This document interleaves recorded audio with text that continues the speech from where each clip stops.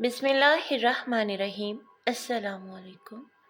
हंसी पुरानी बात है, मुल्तान रेलवे स्टेशन के वेटिंग रूम में जो ही मैंने सुबह की नमाज के बाद दुआ के लिए हाथ उठाए, एक बुर्का पोश लड़की कमरे में दाखिल हुई। मैंने दुआ के बाद एक छलांग लगाई और उसकी बात का जवाब दिए बगैर कमरे से बाहर निकल गया। मैं गर्दिशी आयाम की वजह से इंतहाई परेशान था। ज़मीन के झगड़े की वजह से मुखालिफिन मुझे कत्ल करने पर तुले हुए थे। मैंने दिल में ख्याल किया कि शायद उन्होंने मुझे किसी चक्कर में फंसाने के लिए औरत को मेरे पीछे लगा दिया है, क्योंकि रात के 12 बजे साहिवाल से चलने वाली जिस गाड़ी में मैं सवार हुआ था, मेरे मुखालिफिन भी उसी गाड़ी में सवार होने के लिए स्टेशन पहुंच गए थे। प्लेटफार्म पर मैं जिस बेंच पर बैठा था, वो उसके करीबी बेंच पर बैठ गई। गाड़ी आई, लेकिन मैं बैठा रहा। मेरा ख्याल था कि वो जब किसी डिब्बे में बैठ जाएंगे तब मैं किसी और डिब्बे में सवार हो जाऊंगा, लेकिन उनके तेवर अच्छे न थे। वो तो मेरे ही डिब्बे में सवार होना चाहते थे। जब गाड़ी ने विसल दी तो मैंने भागकर लाइन पार की और गाड़ी की दूसरी जानिब दौड़ता हुआ इंजन के करीब वाले डिब्बे में बैठ गया। वो भी आसानी से मेरा पीछा छोड़ने वाले न थे। तलाश करते करते जब वो उस डिब्बे के करीब पहुँचे तो मैं बैतुल हाला में चला गया। वो मुझे यहाँ ना पाकर किसी और डिब्बे में सवार हो गए। गाड़ी चल दी। सुबह 4 बजे जब मुल्तान पहुँचा तो मेरे मुखालिफिन ने प्लेटफार्म से बाहर जाने वाले दोनों दरवाज़ों पर कब्ज़ा कर लिया, लेकिन मैं उनकी नज़रों से बचकर वेटिंग रूम में पहुंच गया और नमाज से फारिग हुआ ही था कि उस लड़की ने परेशान कर दिया। मेरी ज़मीन की अलाटमेंट हाकिम ज़िला ने मनसूख कर दी थी और महज कुंबा परवरी के लिए मुझे मुसीबत में मुब्तला कर दिया था। उसके खिलाफ मुझे मुल्तान में अपील दायर करना पड़ी। मेरे मुखालिफिन मुझे हर कीमत पर अपने रास्ते से हटाना चाहते थे।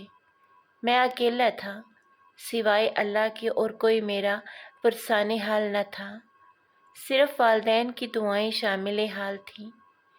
उधर मुल्तान में कमिश्नर साहब की अदालत में हज़ारों की तादाद में अपीलें ज़ेर समाअत थीं। साल हर साल तक समाअत की बारी नहीं आती थी। मैं तारीख लेने के लिए मुल्तान गया था। वो लड़की भी इसी तरह ज़मीन की अलाटमेंट के चक्कर में अपने मुखालिफिन के हाथों बुरी तरह परेशान थी और मुझसे कमिश्नर के दफ्तर का पता पूछने और रहनुमाई हासिल करने के लिए अंदर चली आई थी। जब मैं भागकर बाहर निकला तो वो भी घबराकर बाहर आ गई। मैंने उससे सख्ती से पूछा, इस तरह मर्दाना वेटिंग रूम में आने से तुम्हारा क्या मतलब है? उसने नहायत धीमी आवाज़ के साथ इंतहाई इनकसारी से कहा, जी मैं तो आपसे सिर्फ एक बात पूछना चाहती थी। मालूम होता था कि हवास और कवा उसका साथ नहीं दे रहे थे।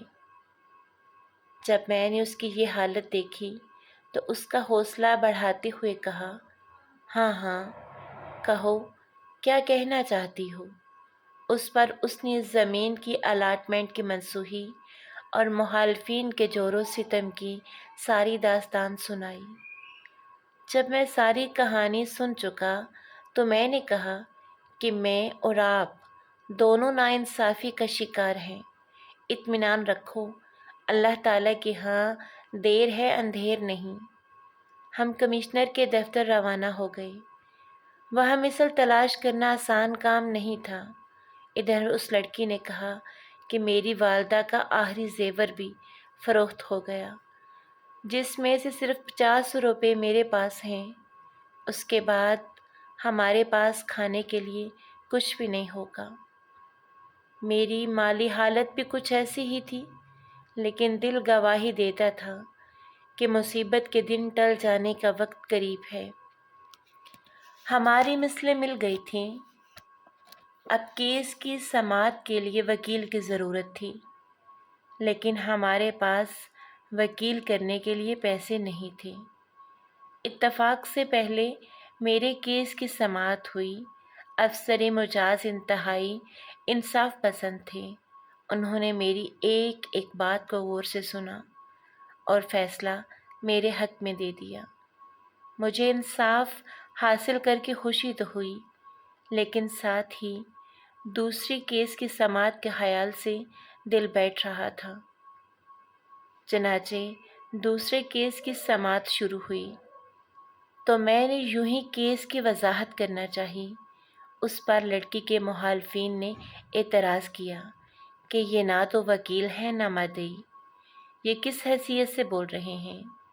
جب افسر مجاز نے پوچھا تو میں نے بتایا کہ معاشرے کی ناانصافیوں کے ستائے ہوئے لوگوں کے پاس وکیل کی فیس ادا کرنے کے لیے پیسے نہیں ہوتے۔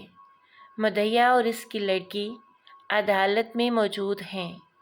ایک ماں کے بیٹے کی حیثیت سے مجھے ان کی جانب سے بات کرنے کی اجازت دی جائے۔ اس پر افسر مجاز نے اجازت دے دی۔ بات مختصر تھی۔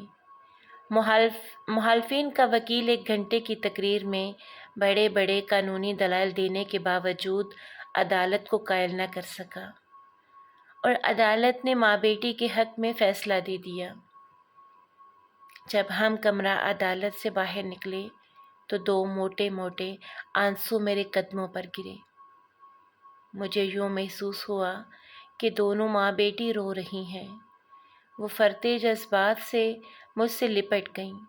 ماں میری پیشانی پر بوسہ دے رہی تھیں، بیٹی میرے بازو سے لپٹی ہوئی تھی۔ وہ تشکر آمیز نظروں سے میری جانب دیکھ رہی تھیں کہ ان کے مخالف فریق سے عداوت رکھنے والے گروپ کا ایک نوجوان ہمارے پاس آیا اور اس نے زمین کے ٹھیکے کے طور پر 2500 روپے کی پیشکش کی۔ ساتھ ہی کہا کہ قبضہ وغیرہ ہم جانیں، ہمارا کام، آپ رقم لیں اور رسید لکھ دیں۔ ہم نے اسی وقت ٹھیکے کی رقم لے لی اور رسید لکھ دی۔